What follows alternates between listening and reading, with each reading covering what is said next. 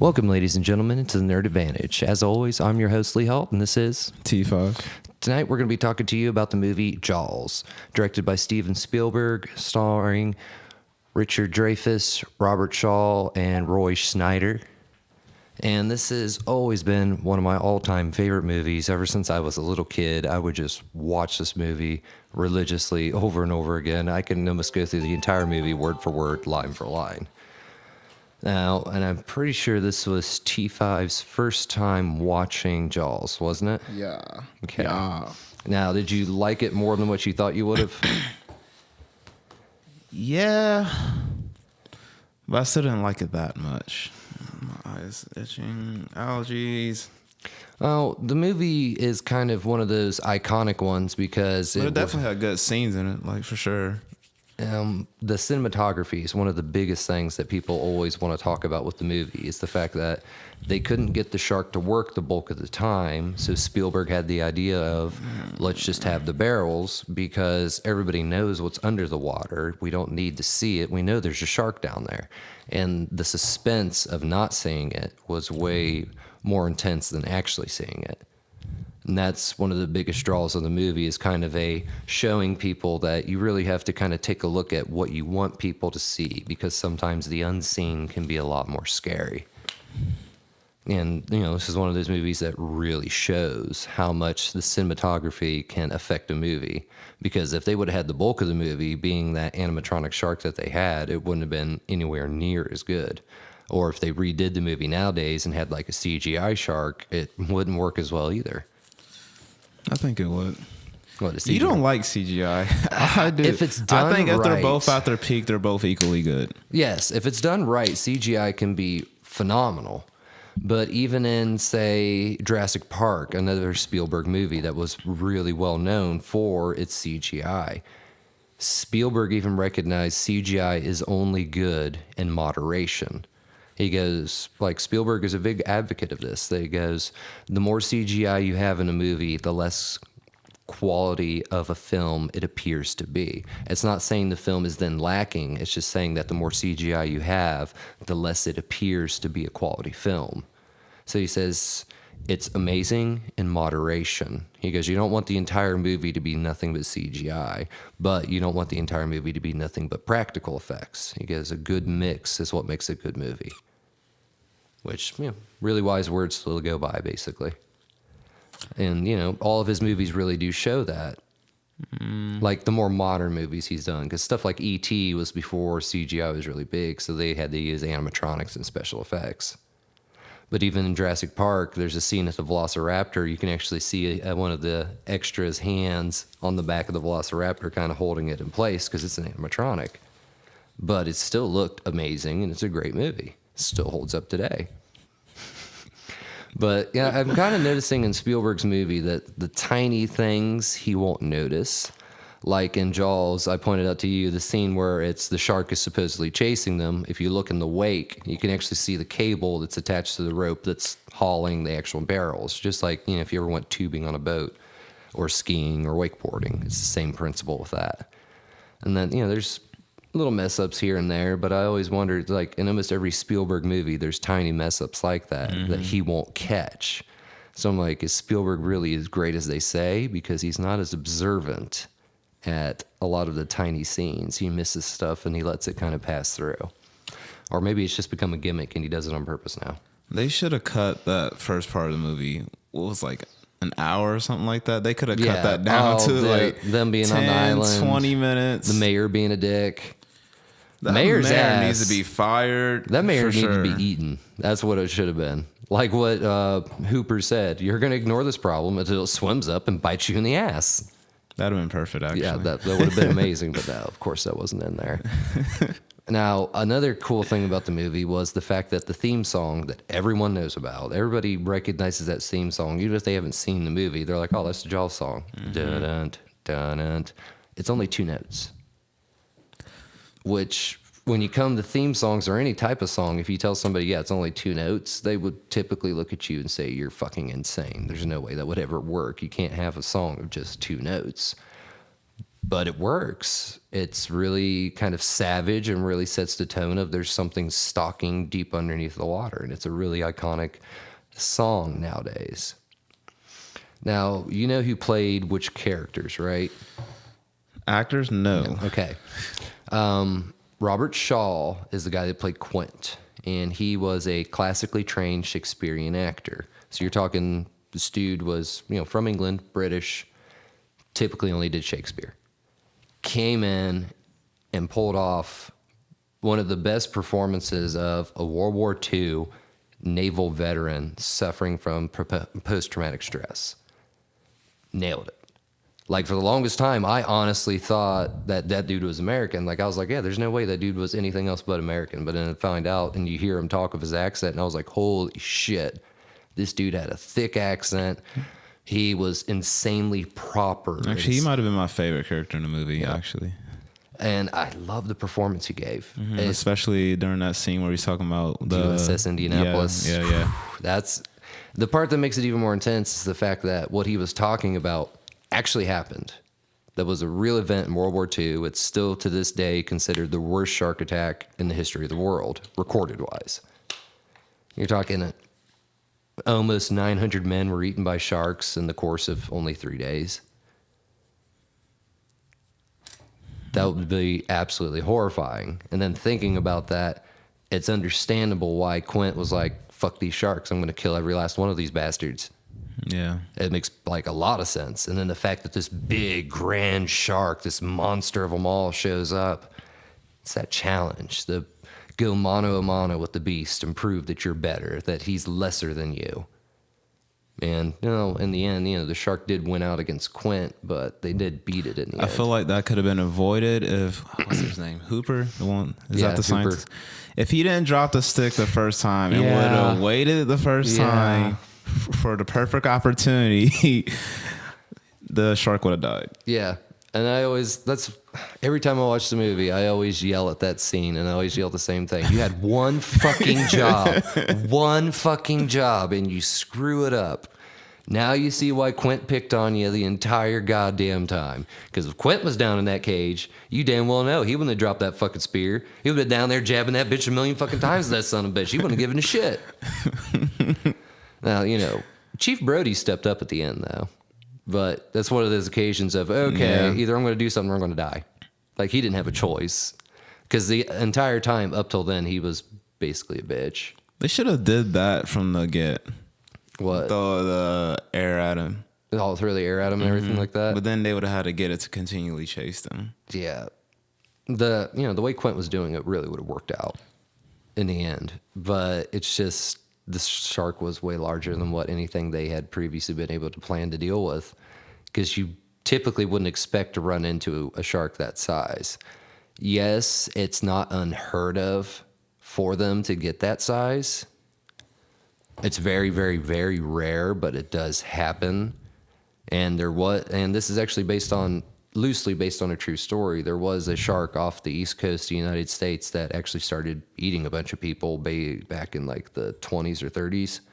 And they had to go out and hunt it down and kill it because it was a man-eater at that point, which is what you have to do with any animal that becomes a man-eater. They do it with lions, tigers, bears, anything. Yeah, fuck the ocean. Yeah. Well, yeah, the ocean's a little worse because we're outside of our Unless you're Aquaman, fuck the ocean. Dude, Aquaman. Which I'm so ready to see that movie. So, now, did you like how it ended?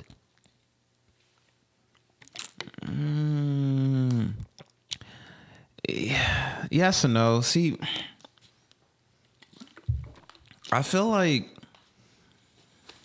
the tone in the movie wasn't right at points. Like, it felt too campy at points. Well, remember, it was made in 75. I know. But still, it felt too campy at points where it shouldn't have. Spielberg movies always kind of do feel campy. But I did like the score when, what's his name, Hooper was in a cage. Oh, yeah. That fit. But then there was other times where it didn't seem to fit, for me at least. You remember? And it kind of just threw me out a little bit. You remember the scene where the shark was tearing the cage apart? Mm-hmm. That was actually what they did is they went off the coast of Australia and they hired a dwarf to go inside of a tiny cage for all the scenes where you see a real shark and stuff, there really was a person inside the cage at that point. But to make it to scale, they had to use a dwarf because your typical great white off the coast of Australia is like 15 feet, which, you know, that's nowhere near the size they needed for the movie. They would have Didn't needed look like 10 a more dwarf. feet. No. There were scenes where they actually used Richard Dreyfuss. But the parts where you actually see what looks like, oh, that's a real shark. That's not an animatronic shark. That was actually a real shark. And the scene where the shark was on top of the cage, flailing around, breaking it and shit, that was real too. And the dwarf actually almost died during that scene because the shark got wrapped up in the cables. And that's why it was flailing around like that. Which I was like, fuck being that guy. At that point in time, just like, I am not getting paid enough money for this You shit. gotta die for the art, Aaron. Psh, fuck that, man. You gotta be willing to die for the art. Like starve yourself, like what's his name? Christian Bale did for that one movie. What was it called? The Machine or Mechanic? The Machinist. There you go. Yeah, and then also how? Yeah, no, I would not do that. Well, you saw? Did you see The Revenant? What? You saw The Revenant? No. Okay, in that one, Leonardo DiCaprio did that typical bullshit. He actually, in the scenes where it looks like he's freezing and shit like that, he actually was out in the cold, subjugating himself to hypothermia and shit to make the scene that much better. There's a scene where you see him eating raw fish. He really was eating a raw fish and shit like that. And then there's a scene where he eats raw, I think it's like yak liver or something like that. And he actually ate it during that scene too, which, you know, he threw up during that scene. And I was like, how's that acting? Isn't acting the ability to do something without having to go through it? Yeah. So you're not really acting at that point, are you? Because Trey, if you ate raw liver, would you not probably vomit? I probably would. Yeah, so it's not really acting. That's just your natural reaction. And then also, yeah, you're definitely going to look like you're freezing if you're actually fucking freezing. So I was like, really, in that movie, did Leo do that much acting? I mean, I don't think I would go that far in acting. Not doing that, no. no, he wanted that Oscar. But I would hang on side of the airplane like Tom Cruise did in Mission Impossible. And he didn't get an Oscar for that. I definitely would do that though. No. That looks fun. No. Yes. No. And that's probably what he was thinking too. I mean, until he got up there and it's it's like, a quick death. Hell yeah. I mean, skydiving without a parachute, that's a once in a lifetime experience. he had harnesses and whatnot. He's fine. Yeah, but still, do you know how much that would have hurt? Like, he would have lived, but you imagine if you actually lost your grip and you're on a jet and then you kind of do that falling motion and then that quick from the cable. Yeah, that would hurt really fucking bad. That'd be all right. It'll be one of the ones like, all right, sir, you're at the ER. All right. Both your shoulders have been torn out of socket. You have compound fractures across your arm. And so from what we can tell, you have a few broken ribs. Can you dislocate your shoulder? Yes. How do you do that? Get hit really hard in the shoulder. Okay. That's basically it. Just blunt force trauma will, like, if you get hit fast enough, it'll cause it to come out of socket. Sounds Yeah, gross. you can hear dislocate it? quite a few of your like limbs and shit like that. It's pretty interesting. I think one of the only joints you can't dislocate is your ankles because of your Achilles tendon. That kind of prevents that from happening. I could be wrong on that one. Not sure. It's either your ankles or your wrist. One of those you can't dislocate. The wrist makes sense too. Like how was? Yeah. Because it's got several different joints all operating at the same time. That's why I don't see that. Now, for back on topic of Jaws, I really do, in this movie, I kind of give this movie a nickname where I call it proof that Robert Shaw is one of the greatest actors of all time. And that's just for the USS Indianapolis speech, like you were talking about earlier. That's even what Steven Spielberg lists as his favorite scene in all of his movies. Like, to date, it's still that scene. It was a really good scene. I Like- do like that scene. Most everybody, like, if you hear somebody talk about a speech in a movie, they're like, oh, it's as good as that Indianapolis speech. And then everybody's like, that's some big words to live up to, man. You better make sure you're right on that. Because there's almost nobody says that speech is awful. It's pretty much that fucking great speech, man. It's intense. Like, you see it in his eyes. Like, he makes you believe he was fucking there. Yeah. I Yeah. do like that scene. Yeah. What was it? The shark. Okay, the shark scene. Which one? The one where what's his name? Brody was feeding Chum, and then Chum in the the shark water. just pumps up, Yeah. pops up. I like that scene. Now, you know where he said, you're going to need a bigger boat? That was improv. Now, the reason why is because, like, you saw his reaction. I honestly don't think that was acting because, from what I understand, Spielberg kind of led them to believe that the shark wasn't working on that particular day. So he did not suspect that to actually happen. And then that actually happens. Now imagine how much you would freak the fuck out if somebody's like, oh yeah, that shark's broken. Then all of a sudden you see giant ass fucking shark head come out the water at you. You'd have the same reaction he did. You're going to need a bigger boat. Probably that moment where he's like, cut. Oh my God, I almost shit my pants. What the fuck, Steven? That's probably exactly what happened on that scene. I like the last line he had too. What was it? Smile, you son of a bitch. Yeah. Great tough guy one-liner. Which Spielberg doesn't use one-liners that often. Like, honestly, I think Jaws might be one of the only ones where he has a one-liner in his movie. Like, and also considering Jaws is only his second film, like in his entire career. And the movie he had before this was actually really fucking good too. It's one of my favorite kind of indie movies, I guess you'd call it. It's called Duel.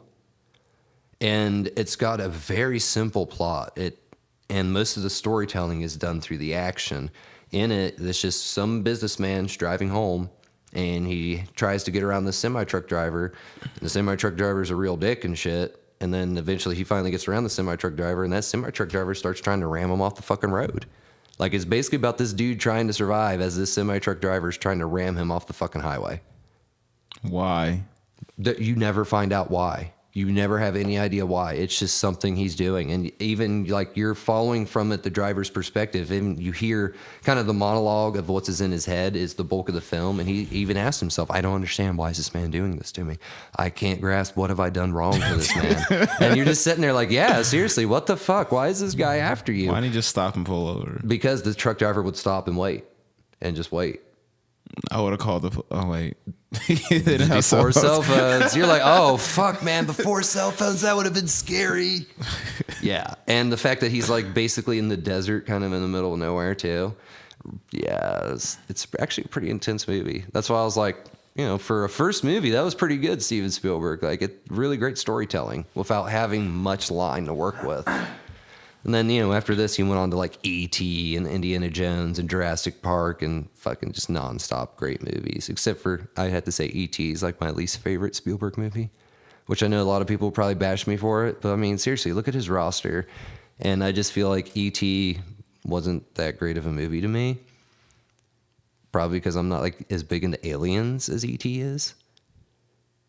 Well, not E.T., but I mean Steven Spielberg. Because Spielberg is obviously really big in aliens. He uses them a lot. You got E.T., Super 8, Legend of the Crystal Skull for Indiana Jones. I thought J.J. Abrams did Super 8. Spielberg either directed it or produced it, but his name was on the roster. And I believe J.J. too, because obviously those two both have a fascination of aliens. Because look at J.J., Star Trek and Star Wars. Yeah. You're just, yeah, can't even deny it. Yeah, he likes space and he likes aliens. And really the only thing, what else has JJ done besides those? He did Lost. Lost, yeah. And then also Alias. That's, I don't know. I can't think of any other than that. He probably does have other ones, and, you know, again, I'll have to look it up, but yeah. So. The confusing show. So, what would you rate this movie? Like, first off, just rate what your opinion is, and then also, as you look at the film and know what people think of it, rate what you think. What does the movie mean to, like, film? All of film, what did this movie do that kind of raised the bar for its time? I mean, I would rate it 2.5 out of 5 stars. Because I didn't really enjoy the story that much, but there was good scenes in it, like the Indianapolis scene. And like the end, I like the last line and whatnot. There's good moments to it. Basically, what you're saying is the moment they get on that boat onwards, it's a great movie. But all that stuff before, there's no point. And which I agree. Like almost every time I watch that movie, I'm like, skip halfway through. All right, they're on the boat. Like I know what happens when they're on the fucking land. I really don't give a shit. Fuck that mayor. He doesn't get eaten, and that upsets me. Yeah. I don't want to see that anymore. I know his ass doesn't get eaten. Fucking bullshit. So yeah, it's basically from the boat onwards. Now, what do you think this movie did for film? I don't know the answer to that. This was the movie. Like you've heard the term blockbuster, right? Mm-hmm. I know it did really well during This is time. the movie where that term came from. Because when this movie came out, people lined up around the block to come watch it.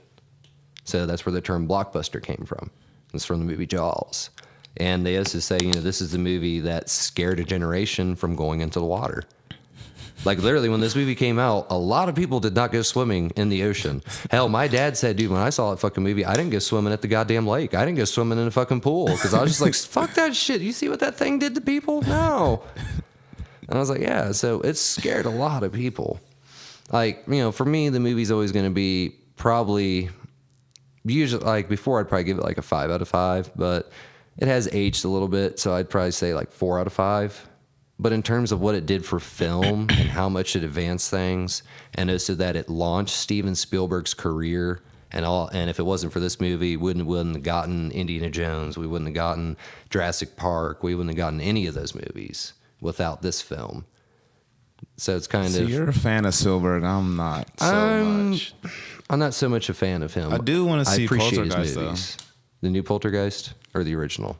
Both. The original is 10 times better than the new one. Watch it first. It's got better storytelling. The new one has way better special effects. Even though someone died almost every time they did the movie, right? No, that was Exorcist.